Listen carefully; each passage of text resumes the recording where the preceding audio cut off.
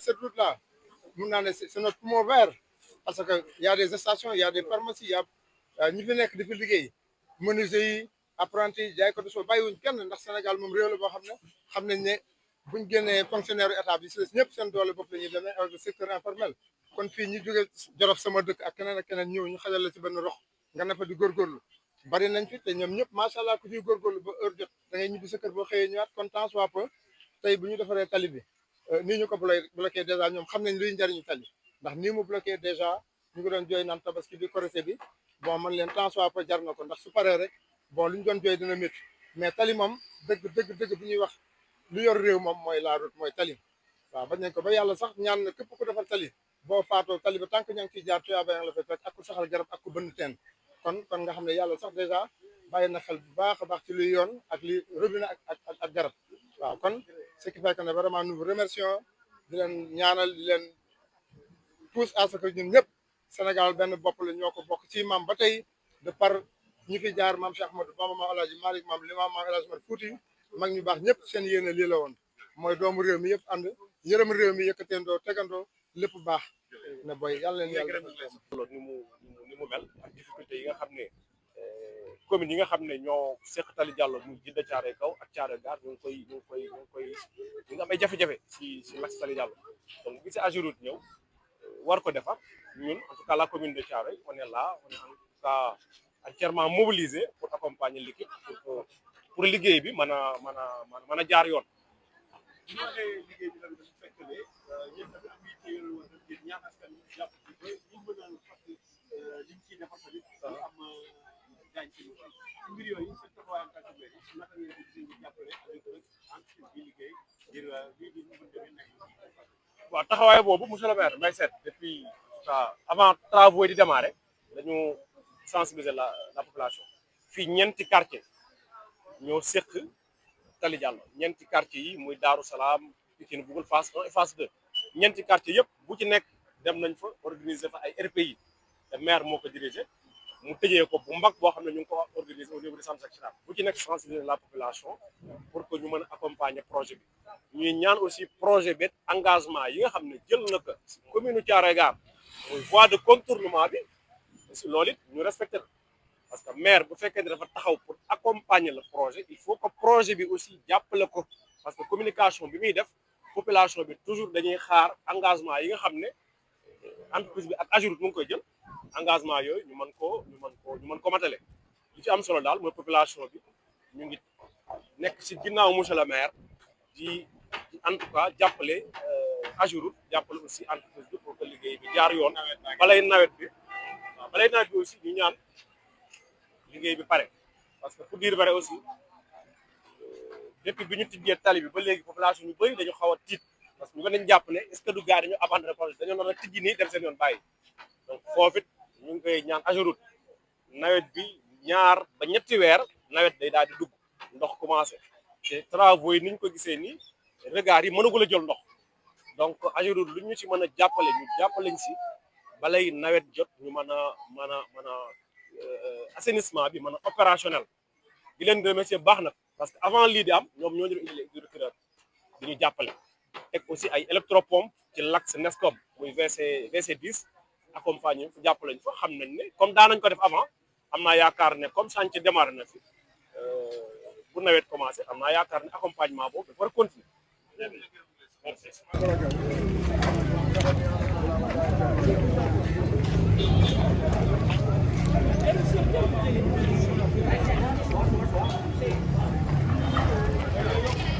Vaya,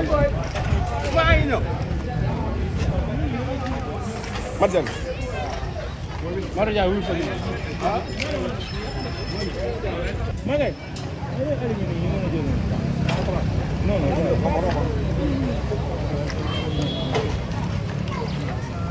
léegi nii ku ne mënul jël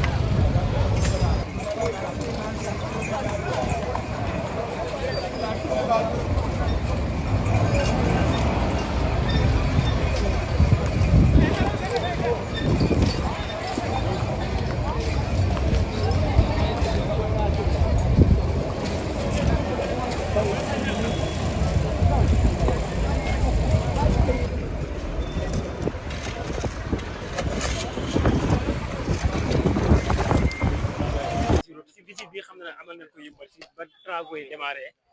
juste man maa ngi tudd Pape Fall nekk acteur si inondation moo tax ma ne mën a jël kàddu gi su waxee côté sensibilisation ndax état du Sénégal du jëlee ay milliards daf ko si ay ouvrage daf ko si ay tëli ñun population bi ñoo war a sàmm ouvrage yi sàmm tëli bi ndax doo jëlee lu mel ni station yi ma dem ba benn baraak plus de 22 regards da ngay ne disparaître na si diggante 2022 ba 2026 yoo xam ne dañ koy jël peut-être jaay ko ay ferraille te nag du nekkee état bi day jël ay milliards am di ko def si banlieue bi ñun parfois ñu taxawee di critiquer te duñu sensibiliser nit ñi day jël ëllëg ay musiba lay jël te beneen bi aussi profondeur doo xoolee ouvrage dalo bi du fa xale jaaree mi élève du daanoo tey kenn ñaan ko suñu borom mais mun na si bàyyi ba xanam loolu aussi moo tax ñuy lancer message bi rek di jaajëfal waa AGEROUTE si liggéey bi ñoom implication bu leen waroon yëpp si diggante si ñun ñoom def nañ ko li si des mooy suivi bi population bi ñoo ko mën a def di si tàllal loxo bàjjen goxe di si tàllal loxo les délégués de quartier ak maire yi rawatina waa service technique environnement bu mairie bi di yëmbal nord di yëmbal sud di wax dëkk bi du baaxee rek ñun ñëpp la baaxal. léegi ñàkkul ay gàllankoor xanaa. gàllankoor tëli bi wala waaw non du dee si tëli bi même du dee yow mi dëkk sa kër doo doon tabax tey benn néeg wala di réfectionner sa kër day xat waxatuma la dëkk entier ñun ñëpp xam nañ ne yëmbal plus de 350 000 doomu aadama amul ay yoon di koy liggéey ñu ne am ay jafe-jafe mais jafe-jafe yi lu ñu mën si côté jafe-jafe yi mooy entreprise bi fexe na ba def ay plan de déviation yi fu ñu jaar oto yi mag yi respecté ko di dee oto yi ndaw yi yëmbal ñoom ñëpp xam nañ fan la ñuy jaar mais mënuñoo accepté benn tata bëgg a jaar si ay mbedd 2 mètres wala mbedd 3 mètres loolu moom dañ koy duñ ko nag malheureusement voie de dégagement yi ngeen wax ay 2 mètres 3 mètres waaw non mais yooyu entreprise bi jël ko en compte ñun ñëpp daa xooloon si point boobu mooy oto yi mag yi mooy jumaa pël photo mbedd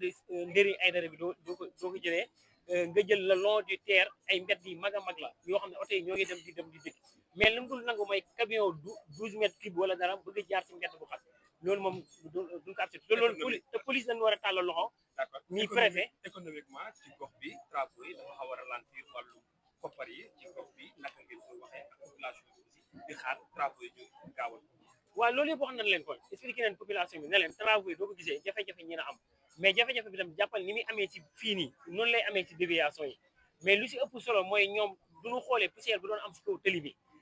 embouteillage bi fi doon am travaux yi te duñu demee ba yàlla dogal peut être mu àgg benn stade yëmbal ñi na nekk rawatina station yëmbal vitrine bi ñu na gën a rafet si loo xam ne ñun ñëpp xam nañ ne si diggante travaux yi Ageroute di amee si Sénégal yëpp ñun ñëpp gis nañ fépp fu ñu jaar doo demoon tey Kër Massar soxol day sedd fépp doo demee jaxaay yenn tëli yi fa jotale la même chose kon pourquoi pas yëmbal tamit war a am xar kanam bu rafet mais si kaw nit ñi dem fu ñu jaar muñ loolu aussi tamit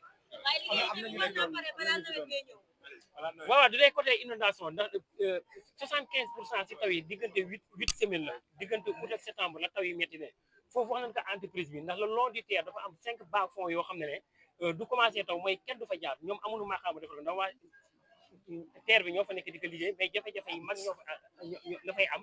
kon ñoom li ñu leen di wax rek lu ñu mën a gaawal travaux yi ba mën a même dañu doon seetlu tufanaa sax lu sotti tufanaa bi oto yi di si jaar di jàll après nawet bi weesoo peut-être mais balaa boobu ñaan nañu yàlla travaux yi àgg ci par rapport ak impact yi nga xamante ne si dañ doon d'accord wax ci li nga xamante moom lañ leen war a jagleel yéen collectif bi yéen a ngi ciy dox wala fan lay fi toll waaw non impacté yi kenn du ne d'accord na Ageroute impacté yi dafa am ñaari wàll mooy am na ci ñoom ne signé nañ ba d'accord ne ñoom lu fay leen seen xaalis am na ci ñoom ne ñu gis ne lu leen fay baaxul nag ku yor étage am nag wax dëgg yàlla ak ku yor terrasse wala ardoise mënul bokk loolu fu ñu jaar sóoraale ko mais collectif bi lu mu mën mooy dem waxtaan ak ñoom ñëw moom seen kër ñoom tam ñeen xool lu jaadu ñoom wax nañ ko mooy lu méngoog jamono ja tey jii loolu ñu leen ci ñaan rek ñoom tam ñu comprendre ne sacrifice day am développement sacrifice la laaj mais nekkul ne da ngay bëgg a toog diggante caaro yi yëmbal rek dem armée yi ñëwaat si kat nga jàppale loolu mooy développement non non développement sacrifice la laaj aussi loolu ni si tàllal waa yëmbal loxo ñëpp quoi nekk assistant directeur des travaux et interprète par rapport ak visite bi ñu def tey li jógee daanaka Pikine Pépinière ñëw Thiaroye ba egg si yëmbal def nañu visite presque si 3 kilomètres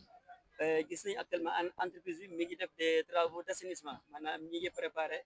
liggéey de assainissement benn partie su pare na mën nañu pare na li jógee Thiaroye ba bi ñuy egg si yëmbal mën nañu am une grande partie pare na li ci gën a am solo actuellement mooy diggante mën nañu tournal yëmbal jëm station yëmbal travaux yi ñu ngi en cours donc par rapport ak planning yaakaar nañu fin août incha allah assainissement bi dina pare fekk fin août assainissement bi dina pare ba yaakaar nañu amul benn jafe-jafe ci diggante bi mën na am quand même première couche maanaam première couche goudron bi mën na am aussi ñu pare ko diggante police Thiaroye ba ñu egg station yëmbal ci wàllu koppar yi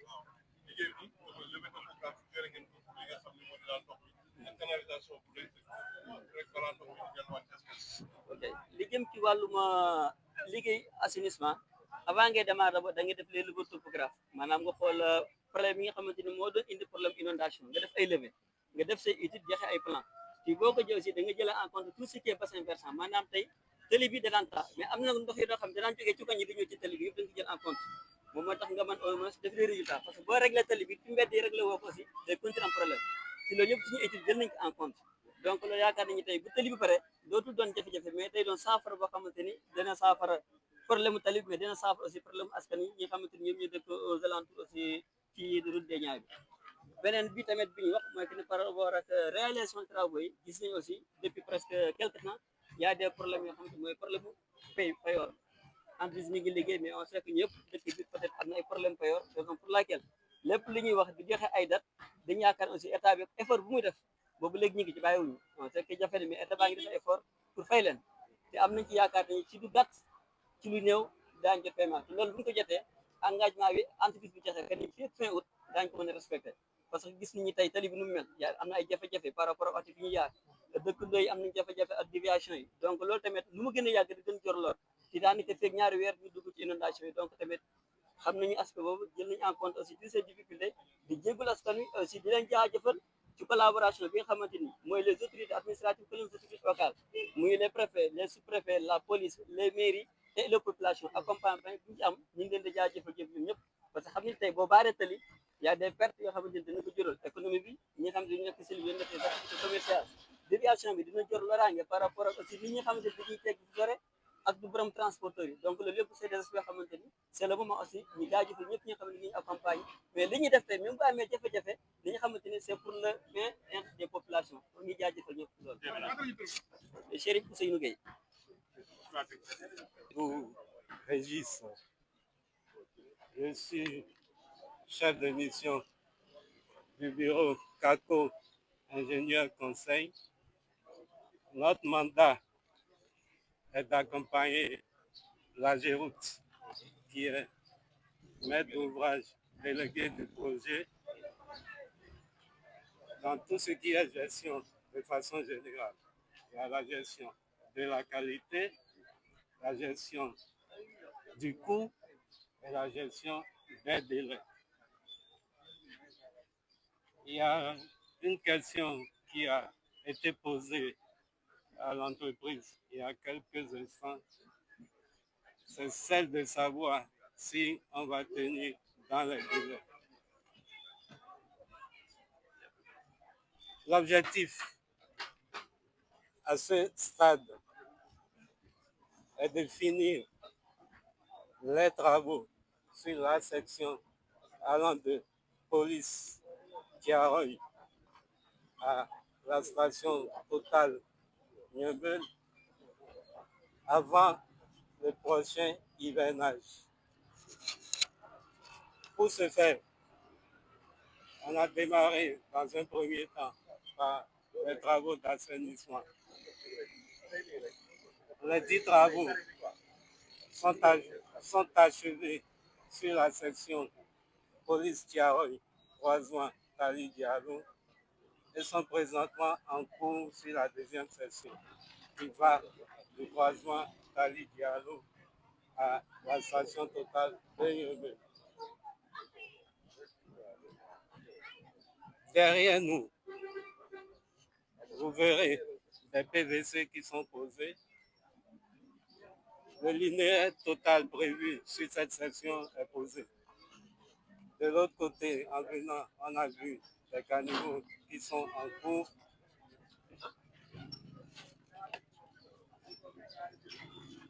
Les caniveaux sont réalisés pour un linéaire d'environ 30 mètres sur une prévision avoisinant 1 km 200. C'est bon. Merci, Régis. Maintenant, au coordonnateur. Voilà, c'est Dr Elhadji Gueye, je suis le coordinateur du projet La Route des Niayes. Alors, vous pouvez nous dire globalement le projet, donc initialement c'est prévu pour combien en linéaire, également le projet, exactement quel est l'impact sur les populations. Voilà, donc il s'agit là d'un projet d'élargissement et d'aménagement de la route des Niayes à partir du rond-point Béthio jusqu'à l'autoport de Keur Massar, sur un linéaire de 15 km, y compris la construction d'un système d'assainissement, l'éclairage public, l'aménagement paysager. En plus de l'élargissement, on a 47 km de voies de connexion. Nous avons aussi l'aménagement de bassins Messeré-Léon qui vont faciliter le drainage des eaux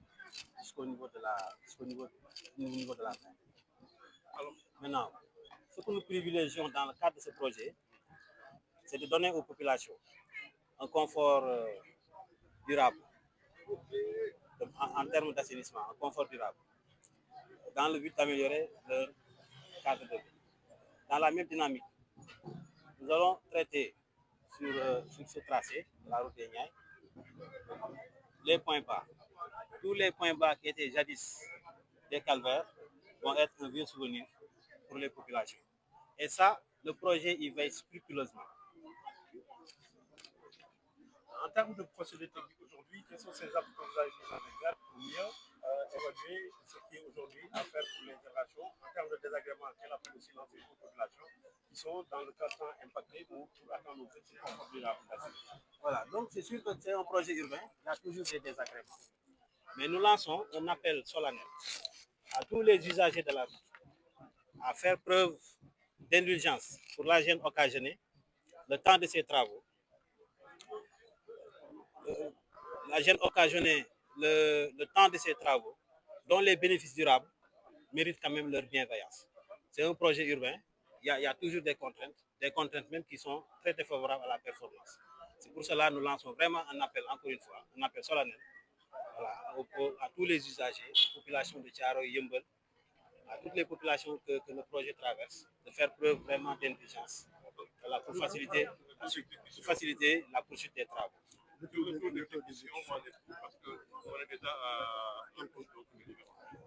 Voilà, par rapport au taux d'exécution,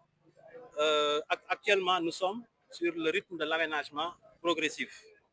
comme convenu en commun accord avec toutes les parties prenantes.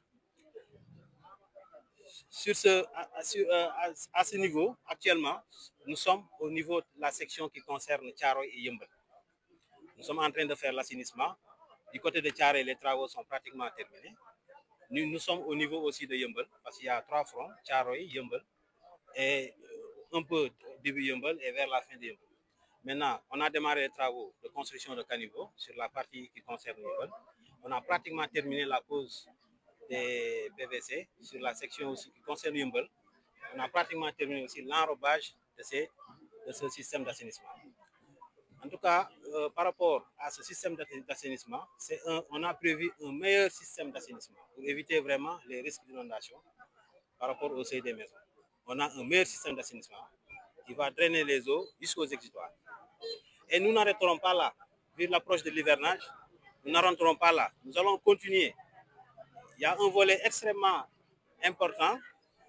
c'est le volet terrassement et bitumage qu'on va attaquer si on termine l'assainissement pour donner forme à la route et à sa durabilité. Coordinateur, une seule question s'il vous plaît, si vous me le permettez. Par rapport comment dirais-je, le rôle de, ou si vous voulez, le point de vue donc, de l'AGEROUTE par rapport aux récalcitrants qui aujourd'hui sont impactés et qui n'estiment pas vouloir véritablement accepter les indemnisations. Voilà, comme on a dit précédemment, nous sommes actuellement sur le rythme des aménagements progressifs. Actuellement, on est sur l'assainissement. On va tout faire pour faire l'assainissement. Hein? C'est un bon système d'assainissement. On va tout faire pour terminer l'assainissement. Après cela, on va attaquer vraiment la voirie, les terrassements, les travaux de chaussée, voilà, jusqu'au niveau GB. Jusqu'au niveau GB, c'est-à-dire la grave bitume, jusqu'au niveau GB. Maintenant, si on termine avec les contraintes que nous avons ici, parce qu'on a des contraintes de libération d'emprise, on est en train de travailler de concert avec les autorités administratives et les autorités locales pour avancer quand même sur ce volet de libération d'emprise. Il y a des problèmes de libération d'emprise, c'est un projet qui est extrêmement difficile. Il y a des problèmes de libération d'emprise. Il y a pratiquement beaucoup de maisons, des concessions même, à démolir pour avoir vraiment le profil souhaité par rapport à ce tronçon-là. Si nous prenons la section Thiaroye Yeumbeul, et pour avoir les 2 fois 2 voies, il faut forcément libérer ces 2 fois. Il faut forcément libérer, c'est-à-dire faire régler ce problème de libération d'emprise pour avoir les 2 fois 2 voies. Je pense qu'on est là-dessus avec les autorités administratives et les autorités locales. Donc voilà, tout récemment, on a fait une réunion à la préfecture de Pikine pour voir comment, et même à la préfecture de Keur Massar, pour faire une réévaluation de ces dépenses et se lancer directement sur ces processus d'évaluation. Ñi ngi comme visite bi ñu def tey ñu ko tàmbalee Pikine ba Yeumbeul parce que boo xoolee route des Niayes bi pratiquement dafay traverser banlieue bi day traverser banlieue ba Guédiawaye traverser Pikine traverser Thiaroye traverser Yeumbeul tey nag bi ñu doon def nañ visite Pikine pour xool vraiment point taataay yi foofu noonu parce que am na fi benn point boo xam ne vraiment sonal na trop askan wi continuer nañ ñëw ba Thiaroye continuer également ñëw ba Yeumbeul boo leen xoolee aussi am na point yu bëri yoo xamante ne traité nañ ko ba pare comme par exemple police Thiaroye ñëpp xamoon nañ ni mu meloon ak léegi am na différence boo jëlee station ONAS bi nekk Pikine ñëpp xamoon nañ ni mu meloon ak léegi yooyu point yooyu yëpp visité nañ ko pour wan leen vraiment que ni quand même quoi qu'on dise côté assainissement on a réglé on a traité traité nañu plusieurs points bas en tout cas liggéey bi daal li ñu bëgg daal mooy si section Thiaroye ak Yeumbeul balaa nawet bi di ñëw avant la tombée des premières pluies c'est ça notre souhait hein. Parce qu'on est en train vraiment d'accélérer l'entreprise. Ñi ngi wax entreprise bi mu accélérer travaux yi comme ça balaa nawet bi di ñëw vraiment dinañ terminer assainissement bi ba pare attaquer les travaux de terrassement li ñuy tuddee travaux de terrassement ak les travaux de chaussée waaw te loolu vraiment moom lañ bëgg a def voilà su soobee Maolana déviation yi ñun yëmbal lañ dëkk. yëmbal Djibi Diop may ñu ñor bañu pare Djibi Diop may ñu bañu pare. assainissement tali bi parce que projet bi dafa bëri ay contraintes surtout ay problème de libération d'emprise am na aussi ay problème de réseau voilà war nañ dévoyer réseau Senelec ak Sonatel ak yëpp xam nga ñi ngi si liggéey bi bëgg nañ daal wax dëgg si yàlla comme li ma wax sànq rek balaa nawet bi au moins axe bi nga xamante ne mooy traversé Thiaroye di traversé Yeumbeul au moins ñu jeexal liggéey bi ba niveau li ñuy tuddee niveau GB mooy première couche goudron bi loolu daal lañ bëgg ak entreprise bi te ñu ngi siy liggéey ak sunu autorités yi ñu ngi siy liggéey ak sunu kilifa yi te am nañ yaakaar ni si toutes les conditions sont réunies vraiment gàllankoor moom ñàkku ci dinañ ko gàllankoor ñàkku ci gàllankoor am na ci projet bi kay daanaka ay gàllankoor rek booy liggéey si bërëb boo xamante ne milieu urbain la dafa am ay dëkkuwaay nga war a ñëw defar tali foog moom ay gàllankoor waaw foog moom ay gàllankoor wàllum déviation yi wax nañ entreprise bi mu jël toutes les dispositions de sécurité et d'environnement pour que vraiment Djibi Diop xoolal ci liggéey ak kilifa yi ñu ngi ci liggéey ak les autorités administratives avec le préfet de Keur Massar jot nañ def sax benn réunion ak les impactés ba ñu waxtaan ba tënk ay recommandations léegi nag li des mooy on va suivre les recommandations déjà demain rek war nañu def ce qu'on appelle le balisage emprise bi maanaam sentuwaat moom réévaluation yi dañuy sentuwaat kër yi ñu war a évaluer par rapport ak évaluation bu njëkk bi ñu defoon loolu lañ tuddee réévaluation bu subaa rek incha allah war nañ ko démarrer ak entreprise bi te bu boobaa dañ en tout cas li ñuy demander rek mooy liggéey bi na ci ñëpp jàpp. léegi lu jëm ci wàllu kër yi ñaata kër lañu. bon évaluation bu njëkk bi ñu defoon ndax affaire yi foog mu leer évaluation bu njëkk bi ñu defoon 258 maisons lañu. juróom fukk ak juróom-ñett dañ identifié waaw mais pour l'instant comme li ma leen wax rek fi ñuy def focus mooy aménagement progressif assainissement bi la ñuy defar suñ paree defar benn voie bi le temps que ñuy régler affaire libération des emprises ci yoon boobu daal lañ nekk en tout cas ñi ngi demander population yi ñoom ñëpp ñu jàpp si liggéey bi parce que liggéey bi vraiment ñoo ko bokk te jeexital bi mooy lan mooy ñu dem ba ñu liggéey bi ñun ñëpp ñu gis suñu bopp te bu soobee yàlla jeexital bi mooy dinañ gis suñu bopp ci liggéey bi parce que bu ñu defaree tali bi dafa éclairage bi c'est sûr que loolu moom ce sera au bénéfice des populations docteur El Hadj Leye Gueye